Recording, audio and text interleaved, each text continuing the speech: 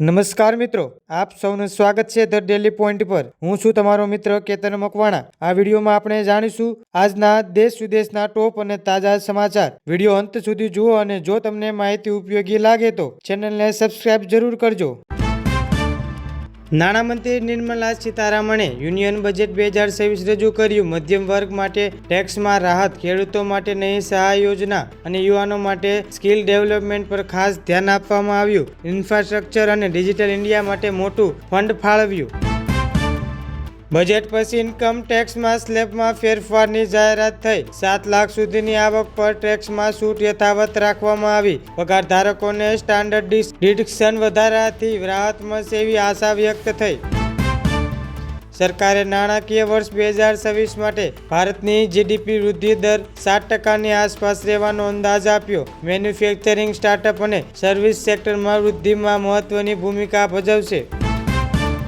T20 world cup 2026માં ભારત પાકિસ્તાન મેચને લઈ ચર્ચા તેજ બની। સુરક્ષા અને રાજકીય કારણોસર પાકિસ્તાન દ્વારા મેચ ન રમવાની સંભાવનાની ચર્ચા થઈ, જેના કારણે ક્રિકેટ ચાહકોમાં ચિંતા ફેલાઈ। ટીમ ઇન્ડિયાએ T20 વર્લ્ડ કપ માટે પ્રેક્ટિસ તેજ કરી છે। કેપ્ટન અને કોચ ટીમના સંતુલન પર ભાર મૂક્યો। યુવા ખેલાડીઓને તક આપવાની શક્યતા પણ વ્યક્ત કરી। બજેટના બીજા દિવસે શેર બજારમાં ભારે ઉતાર ચઢાવ જોવા મળ્યો। સેન્સેક્સ અને નિફ્ટીમાં બંને લાલ નિશાનમાં બંધ થયા। સરકારે મોંઘવારી કાબૂ રાખવા માટે જરૂરી પગલાં લેવાની ખાતરી આપી। ખાદ્ય તેલ અને દાળોના ભાવ સ્થિર રાખવા સ્ટોક મેનેજમેન્ટ અને આયાત નીતિ પર ખાસ ધ્યાન આપવામાં આવશે। ગુજરાતમાં પશ્ચિમ વિક્ષેપના કારણે ઠંડીમાં વધારો અને કેટલાક વિસ્તારમાં ઝાકળ જોવા મળી। હવામાન વિભાગે આગામી દિવસોમાં હળવા વરસાદની શક્યતા વ્યક્ત કરી છે। બજેટમાં ખેડૂતો માટે નવી સિંચાઈ અને પાક વીમા યોજના જાહેરાત કરવામાં આવી। કુદરતી આપત્તિથી નુકસાન પામેલા ખેડૂતોને સીધી આર્થિક સહાય આપવાની જાહેરાત કરવામાં આવી। ઇસરોએ ફેબ્રુઆરીમાં લોન્ચ થનાર નવા સેટેલાઇટ મિશનની જાહેરાત કરી। આ સેટેલાઇટ હવામાન અનુમાન, સંચાર અને રાષ્ટ્રીય સુરક્ષા માટે મહત્વપૂર્ણ સાબિત થશે। સરકારે શિક્ષણ ક્ષેત્ર માટે બજેટમાં વધારો કર્યો। ડિજિટલ ક્લાસરૂમ, AI આધારિત લર્નિંગ અને ગ્રામ્ય વિસ્તારમાં સ્કૂલ ઇન્ફ્રાસ્ટ્રક્ચર સુધારવા પર ભાર મૂક્યો। યુવાનોને રોજગાર આપવા નવી સ્કીમ જાહેર થઈ। સ્ટાર્ટઅપ અને MSMEને પ્રોત્સાહન આપી લાખો નવી નોકરીઓ સર્જવાનો લક્ષ્યાંક રાખવામાં આવ્યો। આંતરરાષ્ટ્રીય બજારમાં કાચા તેલના ભાવમાં વધારો થયો। તેની અસર ભારતના પેટ્રોલ ડીઝલ ભાવ પર પડી શકે છે એવી આશંકા વ્યક્ત કરવામાં આવી। ભારતમાં UPI અને ડિજિટલ પેમેન્ટનો ઉપયોગ નવા રેકોર્ડ પર પહોંચ્યો। સરકારે કેશલેસ અર્થવ્યવસ્થા તરફ વધુ એક પગલું ભર્યું। ચીન અને તાઇવાન વચ્ચે ફરી તણાવ વધ્યો। દક્ષિણ ચીન સાગરમાં સૈન્ય અભ્યાસને કારણે વૈશ્વિક રાજકારણમાં ચિંતા વધી। યુક્રેન અને રશિયા વચ્ચે યુદ્ધ ચાલે છે। શાંતિ વાતચીત પ્રયાસો છતાં પરિસ્થિતિમાં કોઈ મોટો ફેરફાર જોવા મળ્યો નથી। બજારમાં સોનાના ભાવમાં વધારો નોંધાયો। વૈશ્વિક અનિશ્ચિતતાના કારણે રોકાણકારો સલામત રોકાણ તરીકે સોનામાં રોકાણ કરી રહ્યા છે। સરકારે હેલ્થ સેક્ટર માટે નવી યોજનાઓ જાહેરાત કરી। ગ્રામ્ય વિસ્તારમાં હોસ્પિટલ અને ડોક્ટરની સુવિધા વધારવા પર ભાર મુકાયો। એક મોટી ટ્રેન દુર્ઘટના સમયસર કાર્યવાહીથી ટળી। રેલવેના કર્મચારીઓની સતર્કતાથી મુસાફરોનો જીવ બચ્યો। સરકારે સોશિયલ મીડિયા અને યુટ્યુબ માટે નવા માર્ગદર્શકનો નિયમ પર ચર્ચા શરૂ કરી। ફેક ન્યૂઝ રોકવા કડક પગલાં લેવાની તૈયારી બનાવવામાં આવી।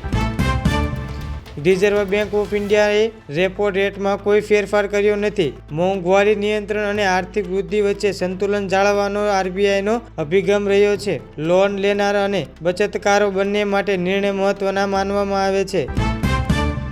ડોલર સામે ભારતીય રૂપિયો થોડો નબળો પડ્યો। વૈશ્વિક બજારમાં અનિશ્ચિતતાને અને તેલના ભાવ વધવાથી રૂપિયા પર દબાણ જોવા મળ્યું। સરકાર પરિસ્થિતિ પર નજીવી નજર રાખી રહી છે। આંતરરાષ્ટ્રીય ક્રૂડ ભાવ વધતા પેટ્રોલ ડીઝલના ભાવ સ્થિર રાખવા સરકારે પ્રયાસ કરી રહ્યા છે। આગામી દિવસોમાં ભાવમાં ફેરફાર થાય છે કે નહીં તે અંગે લોકોમાં ચર્ચા ચાલી રહી છે। રેલવે માટે નવા રૂટ, હાઈસ્પીડ ટ્રેન અને સ્ટેશન આધુનિકીકરણ માટે મોટું બજેટ ફાળવવામાં આવ્યું। મુસાફરોની સુવિધા અને સુરક્ષા વધારવા ટેકનોલોજીનો ઉપયોગ વધારાશે। વંદે ભારત એક્સપ્રેસ ટ્રેનનો નવા રૂટ પર શરૂ કરવાની જાહેરાત થઈ। ઓછા સમયમાં સફર અને આધુનિક સુવિધાઓને કારણે મુસાફરોમાં ઉત્સાહ જોવા મળી રહ્યો છે। ગુજરાતમાં નવા ઉદ્યોગ માટે સરકાર દ્વારા પ્રોત્સાહન યોજનામાં જાહેરાત કરવામાં આવી છે. MSME અને સ્ટાર્ટઅપ માટે લોન અને ટેક્સમાં છૂટની જાહેરાત થઈ. શિક્ષણ, આરોગ્ય અને સુરક્ષામાં AIનો ઉપયોગ વધારવાની યોજના છે. સાયબર હુમલાના વધતા કેસોને ધ્યાનમાં રાખીને સરકારે નવી સાયબર સુરક્ષા ગાઈડલાઈન જાહેર કરી. નાગરિકોને ઓનલાઈન ફ્રોડથી સાવચેત રાખવા અપીલ કરાઈ. ભારતમાં 5G સેવાઓ ઝડપથી વિસ્તરી રહ્યા છે. નવા શહેરો અને ગ્રામ્ય વિસ્તારમાં હાઈ સ્પીડ ઇન્ટરનેટ પહોંચાડવાનો લક્ષ્ય નક્કી કરાયો. રાજ્ય સરકારે શિક્ષકોની નવી ભરતી જાહેરાત કરી. શિક્ષકોની ગુણવત્તા સુધારવા અને ખાલી જગ્યાઓ પર ભાર મૂકાયો. સરકારે આરોગ્ય વીમા યોજનામાં વિસ્તરણ કર્યું. ગરીબ અને મધ્ય વર્ગને વધુ સારી સારવાર સુવિધા મળે તે માટે નવી જોગવાઈ કરવામાં આવી. ટ્રાફિક અકસ્માતો ઘટાડવા નવા નિયમ કડક બનાવાયા. હેલ્મેટ અને સીટ બેલ્ટ ન પહેરનાર પર ભારે દંડ વસૂલવાની ચેતવણી અપાઈ. મહિલાઓ માટે નવી સ્વરોજગાર યોજનાઓ જાહેર થઈ. તાલીમ અને લોન દ્વારા મહિલાને આર્થિક રીતે મજબૂત બનાવવા સરકારે પ્રયત્નશીલ છે. આગામી આંતરરાષ્ટ્રીય ટુર્નામેન્ટ માટે ભારતીય ખેલાડીઓ તૈયારી જોરમાં છે. ખેલ મંત્રાલયે સુવિધા વધારવાની ખાતરી આપી. દેશના કેટલાક રાજ્યમાં પાણીની અછતને લઈ ચિંતા વ્યક્ત થઈ. સરકારે પાણી સંરક્ષણ, વરસાદી પાણી સંગ્રહ અને નદી જોડાણ યોજનાને ઝડપી બનાવવા સૂચના આપી. ખેતી ક્ષેત્રમાં ડ્રોન અને AI ટેકનોલોજીનો ઉપયોગ વધારવાની યોજના જાહેરાત થઈ. પાક નિરીક્ષણ અને ખાતર છંટકાવ વધુ અસરકારક બનશે. સરકારે કેટલાક પાકોમાં MSPમાં વધારો કર્યો. ખેડૂતોને યોગ્ય ભાવ મળે અને ખેતી નફાકારક બને તે માટે આ નિર્ણય મહત્વનો માનવામાં આવે છે. દૂધ ઉત્પાદકો માટે નવી સહાય યોજના જાહેરાત થઈ. પશુપાલકો ક્ષેત્રો માટે આવક વધારવા લોન અને સબસિડીની સુવિધા આપવામાં આવશે. યુવાનોને માટે નવા સ્કિલ ડેવલપમેન્ટ કોર્સ શરૂ કરાયા. IT, મેન્યુફેક્ચરિંગ અને સર્વિસ સેક્ટર માટે તાલીમ આપવામાં આવશે. સરકારે નાગરિક સુરક્ષા માટે જનજાગૃતિ અભિયાન શરૂ કર્યું. આપત્તિ સમયે કેવી રીતે વર્તવું તેની માહિતી આપવામાં આવી. જો તમને વિડીયો ગમ્યો હોય તો લાઇક, શેર અને ચેનલને સબસ્ક્રાઇબ જરૂર કરજો, જેથી દરરોજના તાજા સમાચાર સૌપ્રથમ જોઈ શકો. ફરી મળીશું આવા જ મહત્વના સમાચાર સાથે. જય હિન્દ, જય ભારત.